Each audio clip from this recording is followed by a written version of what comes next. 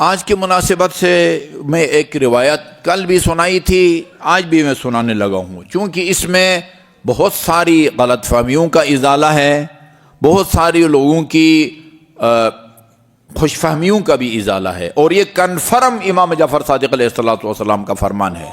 اللہم صلی اللہ محمد وآل محمد۔ تشیع یہی ہے جو ابھی میں آپ کو سنانے لگا ہوں۔ اگر کسی خطیب کی گفتگو اس روایت کے مطابق ہے، وہ آپ کے سامنے تشیع بیان کر رہا ہے، اس کے خلاف ہے تو وہ تشیع کے خلاف بول رہا ہے۔ یہ میں آپ کو ابھی سنانے لگا ہوں۔ ایک مرتبہ درود بھیجے نا محمد اور آل محمد پر، اللہم صلی اللہ محمد وآل محمد۔ اور اس کو سنانے سے پہلے جلدی دوسرا فرمان بھی سنا دوں۔ امیر المومنین سے پوچھا گیا صف لنا الموت، مولا موت کے بارے میں بتائیے، موت کیا ہوتی ہے؟ موت کیا ہوتی ہے؟ فرمایا علی الخیر سقطتم، خدا تمہارا بھلا کرے، بہت مناسب اور بجا سوال کیا ہے تم نے، ایسا سوال کہ جس کا جواب سب کو معلوم ہونا چاہیے۔ موت کی تین قسمیں ہیں، موت کی تین قسمیں ہیں، یعنی مرنے والے کی تین قسمیں ہیں۔ اما بشارۃ بنعیم الابد، یا موت مرنے والے کے لیے ابدی نعمتوں کی بشارت لے کے آتی ہے، یا موت مرنے والے کے لیے، عربی حذف کر دیتا ہوں تاکہ وقت بچ جائے، یا موت مرنے والے کے لیے ابدی اور کبھی ختم نہ ہونے والے دردناک عذاب کی بشارت لے کے آتی ہے۔ عذاب کے لیے قرآن میں بشارت استعمال ہوا ہے، لفظ بشارت، اور نعمت کے لیے بھی، البتہ ادھر عذاب کے لیے طنز کے طور پر جو ہے نا لکھا ہوا ہے فبشرہم بعذاب علیم، جنت کی بشارت دو کسی کے بارے میں، جہنم کی بشارت دو، یہ دونوں کے لیے لفظ بشارت استعمال ہوا ہے۔ خوشخبری طنز ہے نا، ورنہ جہنم کون سی، فلان کو جو ہے نا خوشخبری دے دو کہ وہ فیل ہو گیا ہے، یہ تو خوشخبری نہیں ہے، طنز ہے اصل میں۔ اور قرآن نے یہ طنز کیا ہے نا، بشرہم بعذاب علیم اس کا بھی ہے، اور ان کو جنت کی بشارت دو، دونوں تعبیریں جو ہے نا آپ کو قرآن میں ملیں گی۔ وَإِمَّا تَحْوِيلٌ وَتَحْزِيرٌ، بین کا بندہ نہ جنت کی بشارت لے کے آتی ہے بندے کے لیے، تیسرے بندہ وہ ہے، نہ دوزخ کی، تحویل و تحزین، یا موت اس کو ڈراتی دھمکاتی ہے اور خوفزدہ کرتی ہے۔ لا یدری من ای الفرق ہوا، نہ معلوم اس کا کیا انجام ہوگا۔ تین قسم کی ہے علی نے۔ یہ روایت اتنی مستند ہے کہ ہمارے عقائد میں پڑھائی جانے والی شیخ صدوق کی کتاب عقائد صدوق میں، اس کے متن میں اس روایت کو شامل کیا گیا ہے۔ عقائد صدوق ہم مدارس میں پڑھاتے ہیں، شیخ صدوق جو امام زمان اجل اللہ تعالی فرجہ شریف کی ولادت، وہ دعا کے نتیجے میں اللہ نے ان کو یہ باپ کو بیٹا عطا کیا ہے۔ کمال الدین و تمام النعمہ جو امام زمان کے بارے میں لکھی ہے، وہ امام زمان کے حکم سے لکھی ہے شیخ صدوق نے، جی کمال الدین و تمام النعمہ۔ اچھا جی، تو اب پھر بتایا کہ بھئی یہ کس کے لیے موت ابدی نعمتوں کی بشارت دے کے آئے گی؟ وہ جو ہم کو مانتا ہوگا اور ہماری بھی مانتا ہوگا، سیدھی بات یہ ہے، ٹھیک ہے، اس کا عقیدہ بھی ٹھیک ہے اور اطاعت گزار بھی ہے۔ ہم کو اپنا امام بھی مانتا ہے، امام ماننے کا مطلب نہیں کہ امام جماعت مانتا ہے، خدا کی طرف سے منسوب معصوم اور حجت سمجھتا ہے، اور اپنے دین کو ہم سے لے کر اس پر عمل کرنے کا اپنے آپ کو پابند سمجھتا ہے، وہ ہم کو مانتا ہے اور پھر ہماری اطاعت بھی کرتا ہے۔ اس کے لیے موت ابدی نعمتوں کی بشارت لے کے آتی ہے۔ یہ وہ لوگ ہیں جن کے بارے میں رسول خدا نے فرمایا اللہ من احب علیا لا یخرج من الدنیا حتی یرى مقامہ فی الجنہ، جس کے دل میں علی کی محبت ہو وہ مرنے سے پہلے جنت میں اپنا مقام دیکھ لیتا ہے۔ دوسرا کون ہے جس کے لیے موت عذاب کی بشارت لے کے آتی ہے؟ قبر میں اترتے ہی جو ہے نا وہ اس کی کیا کہتے ہیں گوشمالی شروع ہو جائے گی۔ ہمارا مخالف اور ہمارا دشمن اہل بیت اسی طرح کافر ہے جس طرح خدا کا منکر کافر ہے۔ ہاں کلیئر نجیس ہے. دشمن اہل بیت اگر قصائی ہے, جانور اس نے ذبح کیا ہے, وہ مردار ہے, اس کا گوشت نہیں کھا سکتے, اس کو رشتہ نہیں دے سکتے آپ, اس کو رشتہ نہیں دے سکتے. ہاں تیسرا بندہ کون ہے؟ مجھے کہنے دے مومنین کی اکثریت. ہاں توحید, عدل, نبوت, امامت الحمدللہ اس کو مانتے ہیں, 12 اماموں کو بھی مانتے ہیں, لیکن ان غیر ذمہ دار بعض اہل منبر نے بہت سارے مومنین کو یہ باور کرایا گیا ہے کہ ہمیں نماز پڑھنے کی ضرورت نہیں ہے, امام حسین نے پڑھ لی ہے ہماری طرف سے. ایک جگہ صاحب کہنے لگے کہ قبر میں نکیر منکر آئیں گے تو علی ہماری طرف سے جواب دیں گے. یہ کوئی نماز جنازہ ہے کہ آپ کی طرف سے علی پڑھیں گے؟ میں نے مذاق میں کہا کہ وہ نماز آپ کی طرف سے جو ہے امام حسین نے پڑھی ہے, منکر نکیر کو علی جواب دیں گے, تو آپ کا کام صرف لنگر کھانا ہے, آپ کیا کریں گے؟ حسین نے اپنی نماز پڑھی ہے جی, علی نے اپنا جواب دینا ہے. خاتون جنت نے نکیر منکر کو جواب دیا ہے. رسول خدا ابھی بیٹی, ہاں رسول خدا وہ امیر المومنین ابھی خاتون جنت کو سپرد خاک کر کے قبر پر بیٹھے ہوئے تھے. نکیر اور منکر آئے, خاتون جنت سے پوچھا تیرا رب کون ہے, تیرا نبی کون ہے, تیرا اسلام کون ہے؟ جواب دیتی گئی. اور جب منکر نکیر نے پوچھا من امامو کی, تیرا امام کون ہے؟ کہا وہی ہے جو قبر پر بیٹھے ابھی بھی قرآن پڑھ رہا ہے, ابھی بھی. ہاں اللہم صلی اللہ علی محمد وعلی محمد. اچھا جی, کسی ایسے لوگوں کی جو ہے نا وہ دام میں خدا را نہ پھنسیں. ہاں یہ دین فروش کا مطلب یہ نہیں ہے کہ وہ دین کو ایک ٹوکری میں لا کے نا بازار میں دین لے لو, دین لے لو, دین لے لو, ہاں اور وہ کلو کے حساب سے بیچتا ہوگا. نہیں, اپنے پیسوں کی خاطر جو غلط باتیں کرتا ہے, نماز کی اہمیت کو کم کرتا ہے, خمس کی اہمیت کو کم کرتا ہے, حجاب کی اہمیت کو کم کرتا ہے, اسی کو دین فروش کہتے ہیں. دین فروش کے کوئی سینگ نہیں ہوتے, یہ دین فروش ہوتا ہے. اچھا اب یہ روایت سنیے. اب چل چونکہ سرفراز صاحب نہیں ہے لہذا تھوڑا سے لمبی بھی ہو جائے, کوئی حرج نہیں ہے. اللہم صلی اللہ علی محمد وعلی محمد. اب مجھے آپ سے درخواست یہ ہے کہ اس روایت کو نا یاد کر کے آپ نے آگے پہنچانا ہے, ٹھیک ہے جی؟ کہیں تو میں اس کا ترجمہ کر کے ادھر آویزان کر دوں گا اپنے موبائلوں پر. ویسے تو عربی متن تو ابھی بھی آپ پکچر لے سکتے ہیں, لیکن جب تک مطلب سمجھ میں نہیں آئے گا اس کا فائدہ نہیں ہوگا. عمار صاباتی کہتے ہیں قلت لابی عبداللہ, میں نے امام جعفر صادق علیہ السلام سے پوچھا ان ابا امیہ یوسف بن ثابت حدث عنکا. اچھا ایک بندہ ہے اس کا نام یوسف ہے, باپ کا نام ثابت ہے, کنیہ اس کی ابو امیہ ہے, بیٹے کا نام امیہ تھا اس لیے اس کو ابو امیہ کہا جاتا ہے. ابو امیہ جو ہے وہ آپ سے ایک بات نقل کرتے ہیں کہ صادق عالم محمد نے فرمایا ہے, وہ کیا ہے؟ لا یضر مع الایمان عمل ولا ينفع مع الکفر عمل. نہ ایمان کے ہوتے ہوئے کوئی گناہ برائی نقصان دے سکتی ہے, نہ کفر کی حالت میں کوئی نیک کام فائدہ دے سکتا ہے. کلیئر ہے نا؟ آپ کی طرف یہ بات منسوب ہے کہ جب تک ایمان ہے, آپ کے دل میں ایمان کیا چیز ہے؟ توحید, عدل, نبوت, امامت, قیامت, بھئی یہی ایمان ہے. اور اگر آپ عمل کو ایمان کا حصہ سمجھتے ہیں تو ساتھ ساتھ عمل بھی ہوگا تب ایمان ہوگا, ورنہ علماء میں اختلاف ہے. بعض کہتے ہیں کہ یہ عقیدے کا نام ایمان ہے, عمل ایک اضافی اور ضروری چیز ہے, اضافی ایمان سے ہٹ کے ایک اضافی چیز ہے, وہ ایک الگ بحث ہے, اس میں ابھی فی الحال آپ کو نہیں الجھاؤں گا.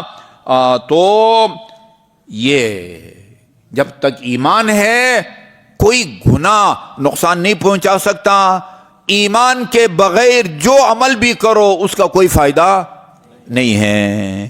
یہ آپ نے فرمایا ہے. ہماری جانیں نثار ہو امام جعفر صادق علیہ السلام پر. ایک مرتبہ آپ کی ذات پر درود بھیجے نا, اللہم صلی علی محمد وعلی محمد. کہا یہ میں نے کہا تو ہے، لیکن کاش کہ وہ مجھ سے اس کی تفسیر پوچھتا کہ مولا یہ آپ کا فرمان ہے، اس کا کیا مطلب ہے، اس کا کیا مطلب ہے؟ مومن ہے، توحید، عدل، نبوت، امامت کا قائل الحمدللہ، پھر مرفوع القلم ہو جاتا ہے۔ مرفوع القلم کا مطلب کیا ہوتا ہے سجاد؟ نہیں، مرفوع القلم کا مطلب کیا ہوتا ہے؟ مرفوع القلم کا مطلب کیا ہوتا ہے؟ کوئی بتائے۔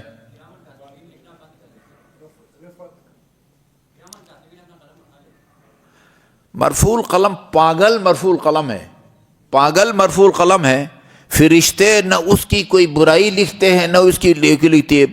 وہ ننگا تڑنگا بازار میں جائے، نہ خدا پوچھے گا، لوگ بھی اگر کوئی پوچھے گا مارے گا تو وہ اس کی طرف پاگل ہوگا۔ اب بھائی اس کی عقل نہیں ہے، یہ جواب دہ نہیں ہے۔ مرفوع القلم کسے کہتے ہیں؟ فرشتوں نے قلم اٹھایا ہوا ہے، ٹھیک ہے، اس کی کوئی برائی نہیں لکھتے، مرفوع القلم اسے کہتے ہیں۔ یہ ہمارے اہل منبر نے اچھے خاصے مومنین کو مرفوع القلم بنایا ہوا ہے۔ او بابا آپ مرفوع القلم نہیں ہیں، آپ سے پوچھا جائے گا۔ حیوانات مرفوع القلم ہے، یہ جو پھرتے ہیں نا لوگوں کی قیمتی چمن میں گھس کے ان کے گملے کھا جاتے ہیں اور پھول کھا جاتے ہیں، وہ مرفوع القلم ہے۔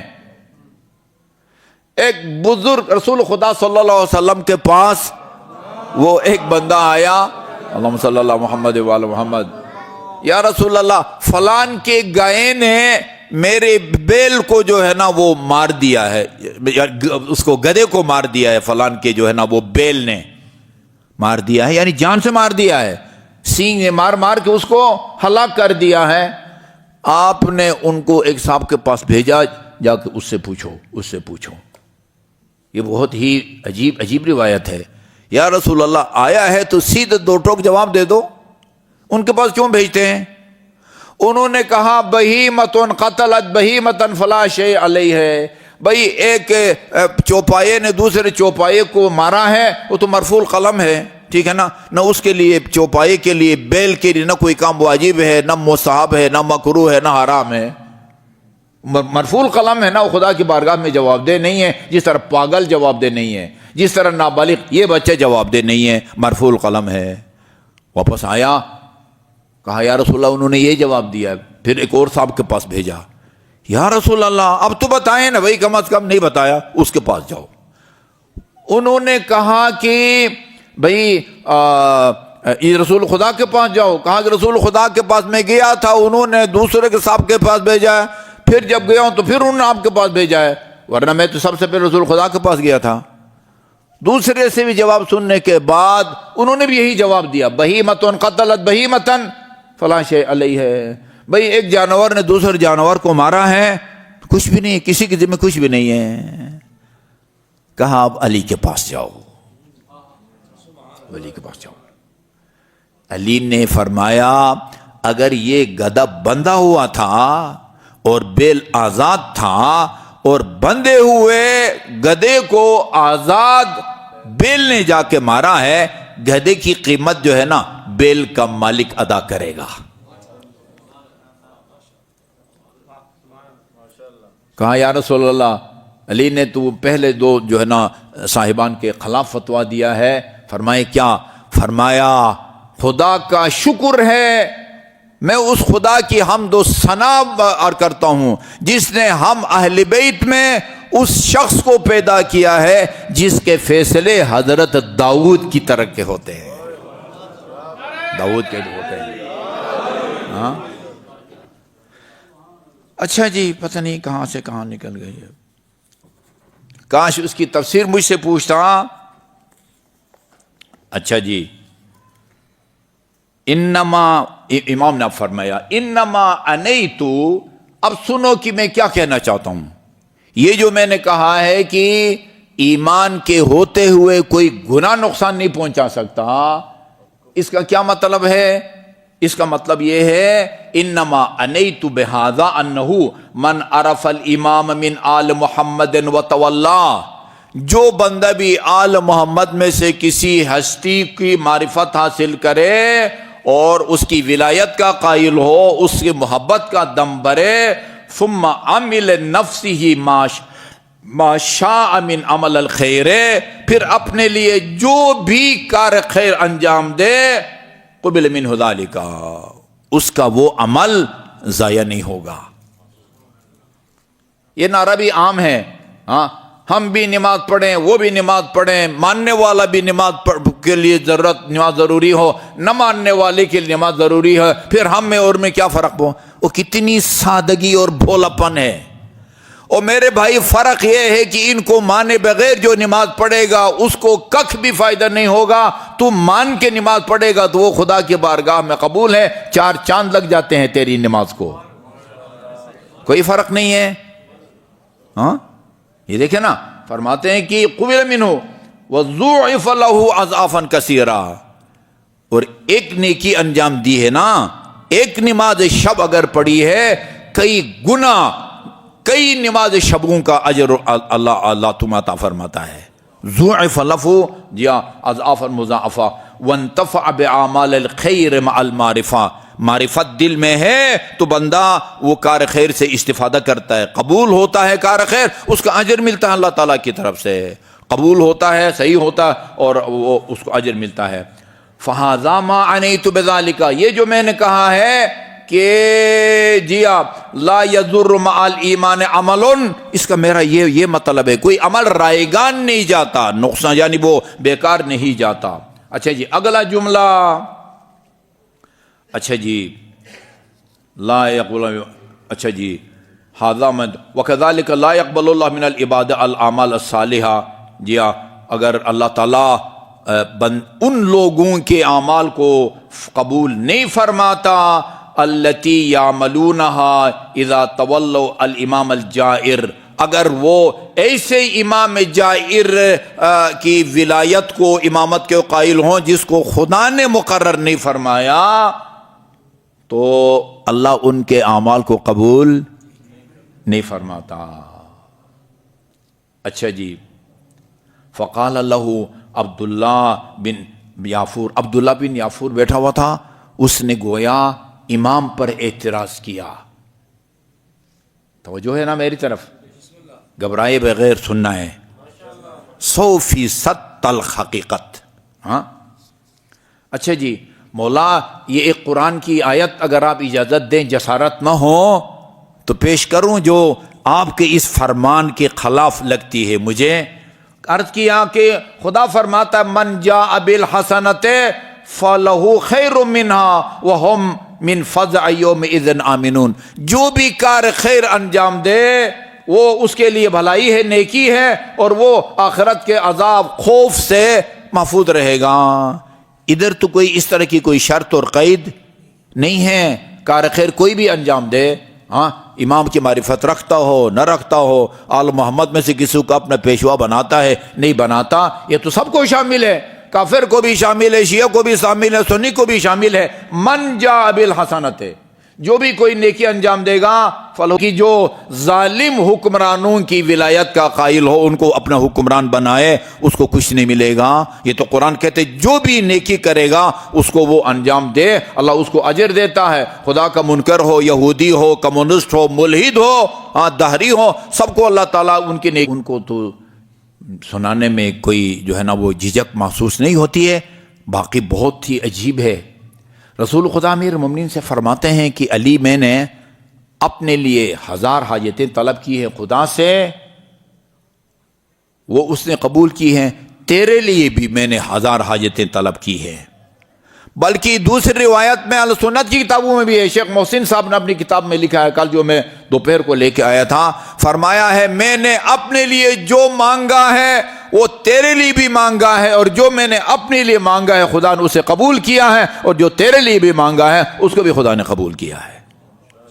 پھر خدا نے فرمایا ایک حاجت تیرے لیے میں نے مانگی تھی وہ خدا نے نہیں مانی۔